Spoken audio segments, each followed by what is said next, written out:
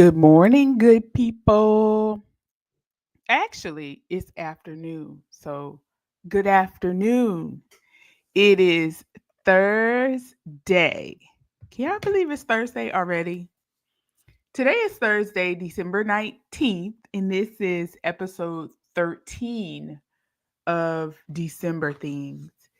December Things is officially a teenager today. Now, with that being said, I'm going to have to go back through my playlist and make sure that's accurate. Somehow I deleted episode 6. So if you would like to hear that, let me know. I can shoot you the link. It's entitled Choices until I figure out how to get it back up on my YouTube playlist. But this series of December Things is a daily Monday through Friday live stream or audio upload intended to promote wellness, uplift, encourage, and inspire those who come across it. Glad you stopped by.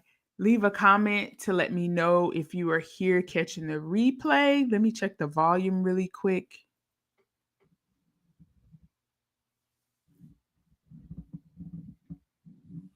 Make sure I'm not blowing people's eardrums out. I was on my computer yesterday for something else where the volume was up. So today's title is Joy for the Holiday Season. And very interestingly, I think it's timely, especially considering, at least here in the US, the past election and how some families and relationships are frayed and divided based on the results of the latest presidential election. And then for other folks, just in everyday life, people struggling with finding joy and being well and whole mentally, um, which is honestly the most important. Because if you don't have your mental together, nothing else is really going to be together. It can look like it's together, but once you start digging down to the root, you'll find out if you're not mentally well, then there are a lot of challenges that have to be dealt with. So, my encouragement this today is to do what aligns with your joy this Christmas season, this holiday season, whatever holiday is that you celebrate around this time of year. Make it make sense for you, nobody else.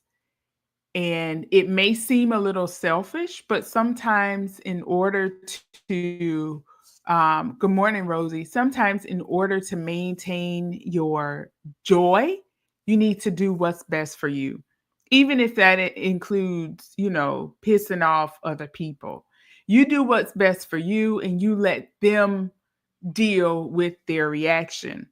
So, case in point, if you are not feeling the family dinner or the family gathering, I talked a little bit about this last year on a different platform around Thanksgiving. But if you're not feeling it, don't go. You really don't owe anybody an explanation, but if you bow out of the big dinner or the big gathering at grandma's house or mom's house or wherever, people are going to have questions. And so you just tell them, frankly, that's not the best for my mental health at this point in time. And that's that. You have to advocate for yourself. You do what you want to do. Typically, Christmas tradition is one where folks gather. In the past few years, or should I say past several years, hey Hazel, how are you? I've seen other people doing things like taking trips, maybe doing a big family barbecue, getting together with friends. So now, in addition to groups of friends getting together for what's called Friendsgiving around the Thanksgiving holiday, now I've seen some folks start to get together for Friendsmas, which is friends gathering for Christmas. So you have to take control of your mental well being and do what is going to give you joy. Notice I didn't say do what's going to make you happy, because making you happy depends on the circumstance that you're in. Um, Many people in the wellness space, be it a life coach, pastors, therapists, I've heard them talk a little bit about joy, the difference between joy and happiness. Hey, Deborah Ray, good morning. And joy is from within. That's something that you have in your soul, deep down within. It's a part of you. Your joy cannot be separated from you, which is why you often hear people say, you're not going to steal my joy. Whereas happiness is circumstantial. If you're at a party, you're happy for the moment, but when you leave, are you still joyful? When you're out eating with friends, you're happy in that environment. You're happy eating all the good stuff and, maybe having a drink or two. But when that meal is over and you get in your car and close your door, does that feeling that you had at the dinner automatically go away? If so, you were just happy for the moment. So think about it, and don't allow yourself to be pressured this Christmas season into doing what other people want you to do, whether it's friends, whether it's family. And then in that same piece of encouragement, there's a message for family members who are always trying to get everybody together for the holidays. If somebody happens to bow out, you just have to deal with it. You have to let them know and let them do what's best for them. You don't get to passive aggressively bully them into coming, or have two or three people send them text messages asking if they're coming, or send somebody over to talk to them and try and pressure them into coming. Nobody knows what's best for them except for them in most cases. Now, I'm not talking about people who actually have mental health conditions that need other outsiders to step in and make decisions on their behalf. I'm talking about people who are trying to maintain their peace and their joy in the holiday season. You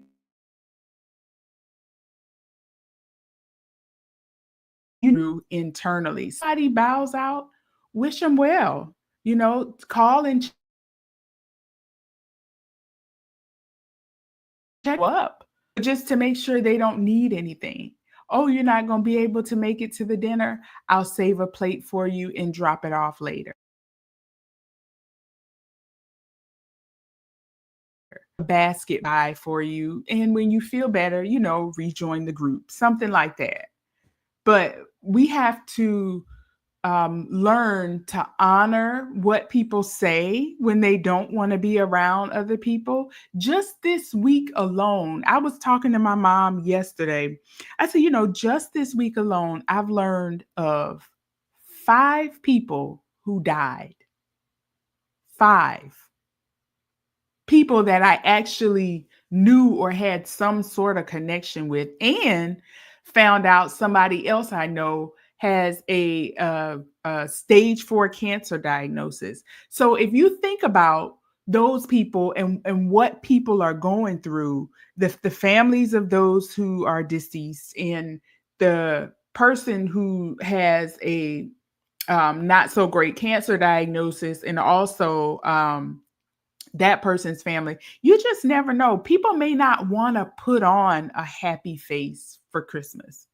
They may not want to get all dressed up and go out and pretend to laugh and joke, when they're absolutely torn up on the inside.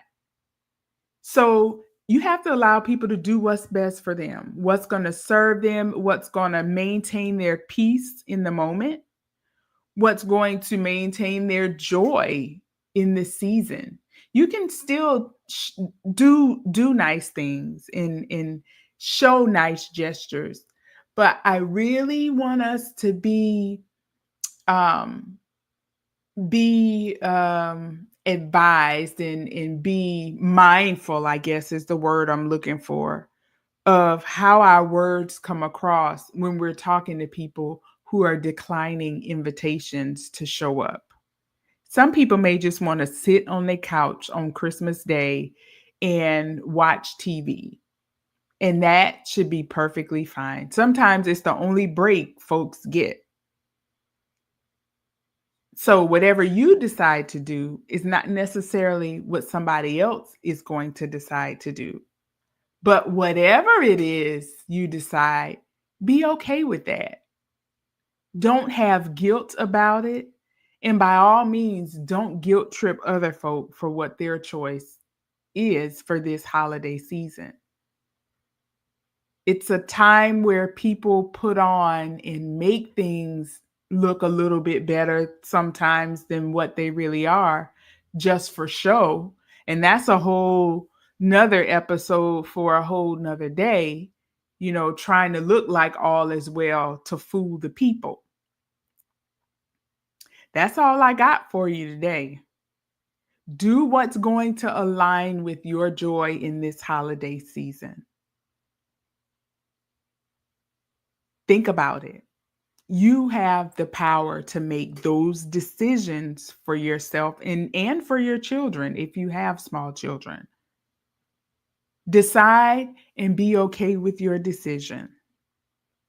Tomorrow is Friday. We are working our way to the weekend. I hope you have an amazing afternoon. Share this episode with someone who may need it. And until tomorrow, have an amazing day. Toodles.